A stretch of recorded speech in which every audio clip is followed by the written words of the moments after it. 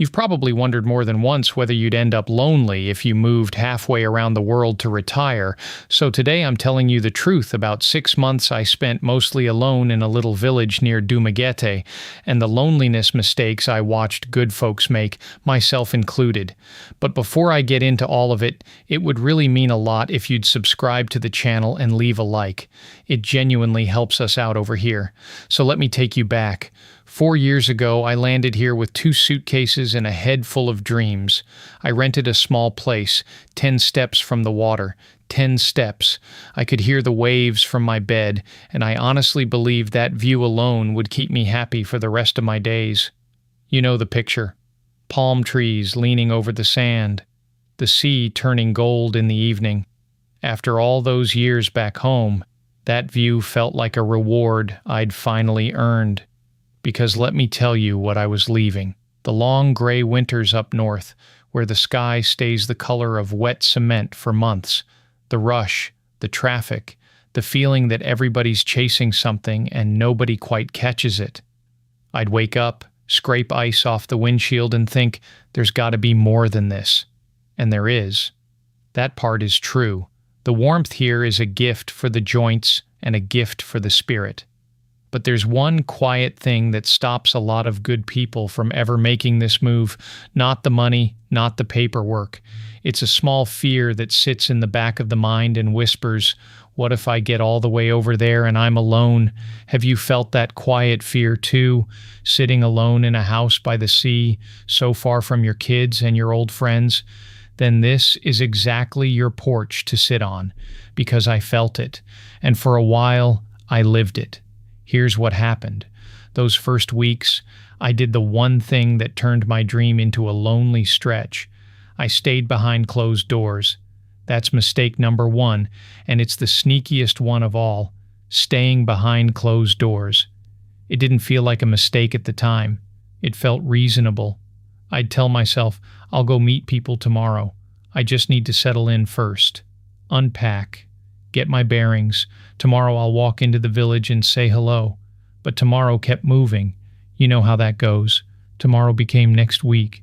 Next week became month 2. And there I sat. I can still see it. Morning coffee in my hand, steam curling up, and me on the inside of that screen door looking out. The jeepneys would come rattling down the road, all painted up in reds and blues, horns tooting, people laughing in the back.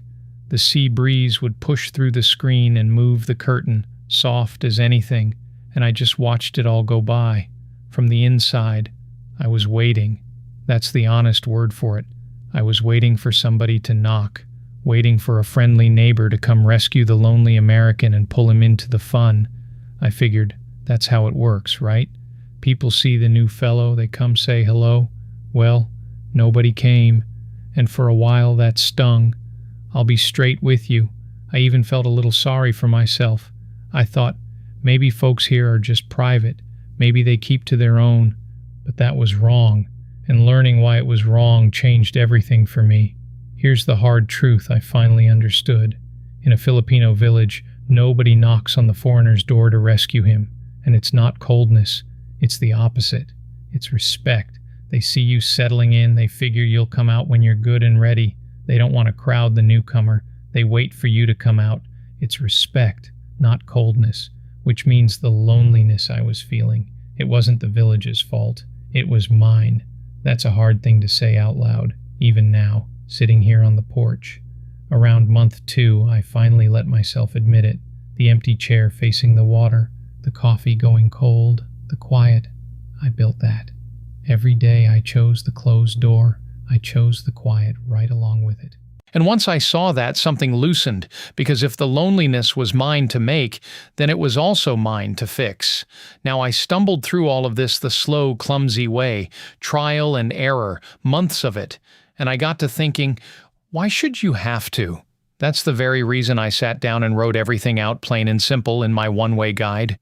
Every little move I fumbled into by accident, the small habits that beat the lonely stretch, plus the practical settling in steps and the retiree forms nobody warned you about. It's all in there. in plain language. It's the guide I wish somebody had handed me 4 years ago so you can skip the lonely months I went through. If that quiet fear is the thing holding you back, you can scan the code on the screen or find the link down below. So back to that porch at month 2, I'd finally named the real problem. And here's the part I really want you to hear, because it's the part that surprised me most. I kept expecting the fix to be some big, brave plan. Sign up for a club, throw a party, force myself to be outgoing when I never really was.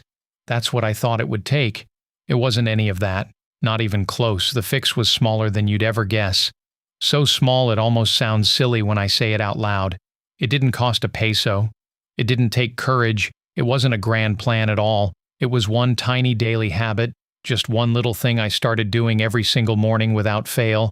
And it started with a short walk down that same village road, past the jeepneys to a little market stall. And it started with a woman named Ailing Rosa, who now, 4 years on, saves the ripe mangoes just for me and asks about my knees before I've even said good morning. That one small habit is what cracked 6 months of quiet wide open. Let me show you exactly how it works, because you can do this one in your very first week. And here's the funny part. That silly little walk has a name, at least in my head. It's the whole answer to mistake number 2, skipping your daily routines. Those tiny anchors that turn strangers into neighbors. I skipped mine for weeks, and it cost me. So let me slow down and show you exactly how it works, because this is the move most folks never think about. Every morning I'd get up, pour that first cup of coffee, and head out the screen door with a little cloth bag. 10 minutes down a dusty path to the village market, and oh, the smell hits you before you even get there. Ripe mangoes stacked in a golden pile, bananas hanging in fat green bunches, that sweet, heavy tropical smell that back home you only get from a scented candle, and it's never the real thing. Same stall, same lady, Ailing Rosa with her wide straw hat and her hands quick as anything, sorting fruit. The first morning I just pointed and paid, nothing more, but I kept coming back. Same time, same stall, same mangoes and bananas, and something small started to happen. Day 3 she smiled, just a little one, the kind that says, "Oh, it's you again." Day 10 she asked about my knees. She'd noticed I walked a bit stiff in the mornings, and she wanted to know if the old man was doing all right. That's it. That's the whole magic. 10 days of showing up, and I'd gone from a stranger to somebody worth asking after. Let me say something to you right now before I go any further. If you've got one little errand you already do every day back home, one you don't even think about, you already own the very tool that beats loneliness out here. Keep listening, because I'm going to show you what it turns into. Now, why does this work better than one big effort? I used to think the trick was to throw a party, introduce myself to the whole village, shake 40 hands, get it all over with in one grand splash. But that's not how a Filipino village runs. Familiarity is the currency here. It's not about one loud moment. It's about being seen again and again until your face is just part of the morning. Because here's the thing nobody tells you. When you show up every single day, you're saying something without a word. You're saying, "I'm staying. I'm not a tourist passing through with a camera. I live here. I'll be back tomorrow." And people feel that. They soften. They start to fold you in, slow and easy, the way the tide comes up the sand. And it wasn't just Ailing Rosa. Once I got the rhythm, I started noticing all the little anchors I could drop. There was a tricycle driver who parked at the corner near my place. First week, I looked right past him. Then I started giving him a nod every morning. Just a nod. By the second week, he was tapping his horn and calling out, "Good morning, sir," with a grin you could see from across the road. Then there was the Sari Sari store, that little village shop the size of a closet where you buy your eggs and your soap and your cold soda through a wire screen. The owner, a young mother with a baby on her hip, started keeping my brand of coffee behind the counter because she knew I'd come by. A standing little chat every day about the weather and the price of rice. Nothing deep. But repetition builds a face people know, and a known face is never really alone. Picture your own version of that market stall for a second. Maybe it's a coffee cart. Maybe it's the fella who sells fish down by the pier. Whatever it is where you land, picture it now. You'll want it, trust me. That one spot you return to, that becomes the first thread that pulls the whole net together. And I have to tell you about the shift inside me, because it snuck up quiet. For those first lonely stretches, I was always the foreigner, the Americano, the odd one out, sitting behind his closed door. But somewhere around week 3 of the market walks, I heard Aling Rosa say something to another vendor as I came up. She pointed at me and said, "That's the man who likes the ripe mangoes. Save him the good ones." And I stood there in the sun with my little cloth bag, and something in my chest just loosened.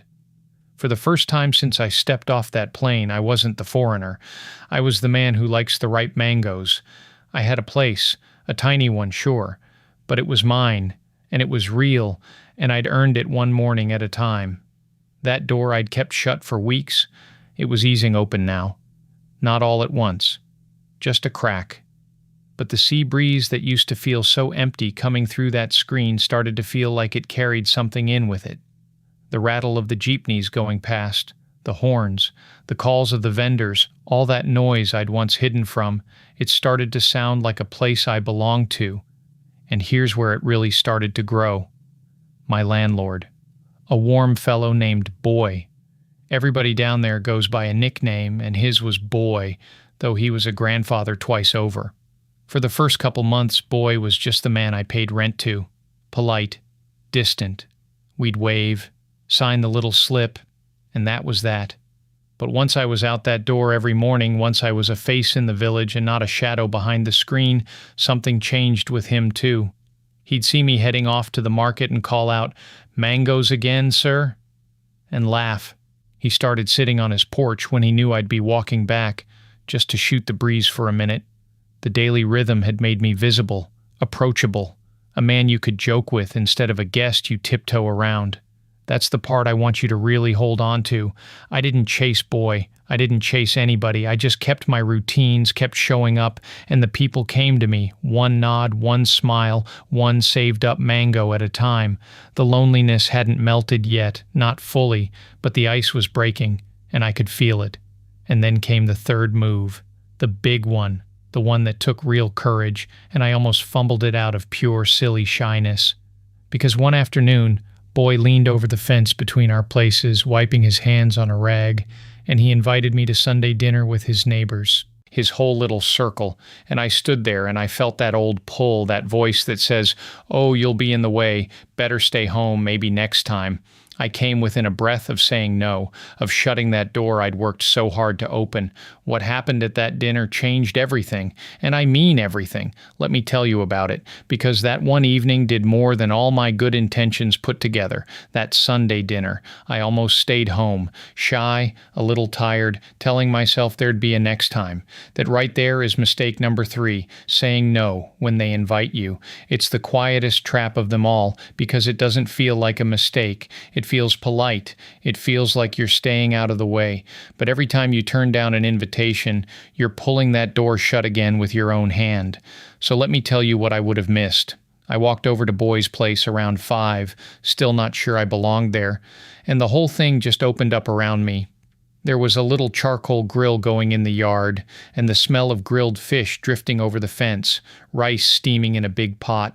Neighbors I'd never met waving me toward a plastic chair like I'd always been there, laughing kids chasing each other around the table barefoot, giggling at the foreigner who didn't know the words yet. Nobody made a fuss over me. That was the beautiful part. They just folded me in. We ate with our hands. Somebody kept refilling my plate before I could say I was full. The talk went slow and easy, half English, half smiles, and it didn't matter that I missed every third word. The sun went down behind the palms. The sea breeze came up soft off the water, and then, out over the grass at the edge of the yard, the fireflies came out, little green sparks blinking in the dark. I sat there with a full belly and a warm chest and thought, how in the world did I spend 2 months hiding from this? By the end of that night, I had 5 phone numbers and a standing invitation. 5. Written on a scrap of paper, and one of them typed straight into my phone by Boy's cousin, who insisted. That one dinner did more for me than 2 whole months of good intentions, 2 months of tomorrow, tomorrow, tomorrow, undone in a single evening of grilled fish and firefly light. And here's the thing about an open door. Once it swings wide, it keeps letting people in. A few days later, I was back at the market, same as every morning, picking up my mangoes from Aling Rosa, and a woman about my age walked right up. A retired school teacher from Ohio, a lady who's lived here 10 years. She'd heard through Rosa that there was a new American in the village, and she found me between the fruit stalls and said, "Come have coffee with us." Just like that. She pulled me into the expat coffee crowd, a little group that meets most mornings at a cafe near the water. Folks from all over, some new, some who've been here longer than I've been alive, it feels like. All of them once sat where I sat, alone with a cup, wondering. And that was it. That was the tipping point. From there, the loneliness just melted off me like morning fog. Let me show you what a week looks like for me now, because it's a long way from that quiet house. I start with morning coffee with Rosa, my mangoes and my bananas, and a little chat about my niece and her grandkids. Some afternoons, Boy comes over and we set up the chessboard on the porch. He beats me more than I'd like to admit, and we laugh about it either way. There's the coffee crowd at the cafe when I want company and conversation in my own tongue. And there are the dinners. Those dinners that stretch till the fireflies come out, plate after plate, story after story, till the little green lights blink on in the dark and somebody finally says it's time to head home. My week is full, not busy. Full. There's a difference, and you feel it right here in your chest. So now let me hand you the real secret. The thing I wish somebody had told me before I ever got on that plane. The loneliness out here was never about the place. Never. The sea was always there. The village was always warm. The people were always kind. What I was missing was 3 small moves. Just 3. Open your door, keep a daily routine, and say yes when they invite you. That's it. That's the whole of it. Do those 3 things in your first few weeks, and the warmth finds you fast. Faster than you'd ever believe from where you're sitting now. If you remember nothing else from this porch today, remember these 3. That's the whole secret. Open the door. Keep the routine. Say yes. Everything I stumbled into by trial and error, everything that cost me those first quiet months comes down to those 3 little habits. And I want you to remember something else too. Remember the fella at month 2. The one sitting inside with his coffee going cold, the jeepneys rattling past outside, the sea breeze coming through the screen door, waiting for somebody to knock. That was me. Same man, same village, same 10 steps to the water. The only thing that changed was that I got up and walked out the door. Nobody rescued me. Nobody was ever going to. In a Filipino village, they don't come knocking on the foreigner's door to save him, and I finally understood why. It's respect, not coldness. They figure you'll come out when you're good and ready, so they leave the door for you to open. And the day I opened it, this whole beautiful place came pouring in. That's how far one open door carried me. From a cold cup of coffee alone to a table full of neighbors and a week I wouldn't trade for anything. So let me ask you something, real gentle. Of those 3 moves, which one feels hardest for you? Maybe it's the shyness, saying yes when part of you wants to stay home. Maybe it's just getting yourself out the door that first morning.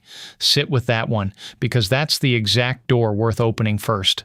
The hardest one for you is the one holding the most on the other side of it. Now, I know a move like this is a big thing. Halfway around the world, a new language, a new everything, and that quiet fear of ending up alone, I understand it better than most because I lived it for 6 months in a little house by the sea. But I'm telling you, from 4 years in and a week too full to be lonely, that fear is a habit problem, not a fate. It's not something the Philippines does to you. It's 3 small moves you simply hadn't learned yet. And now you have. It's doable, folks. It truly is. And it's so worth it. The grilled fish, the fireflies, owling Rosa saving the ripe mangoes just for you, a warm fellow like Boy setting up the chessboard on a slow afternoon. That life is real, and it's waiting. And it's a whole lot closer than the fear makes it look. So take your time. Don't rush yourself. Pack up your worries slow and set most of them down at the door. Then go out that door. Walk down to the market, say hello, say yes, and let this beautiful place meet you halfway. It will. I promise you, it will. I'll be right here on the porch, coffee in hand, mangoes on the table, whenever you're ready to come and sit a while. And if this feels like your kind of chapter, stick around close, because there's a lot more of this life I want to walk you through. Go easy, my friend. The warmth is out there. All you have to do is open the door.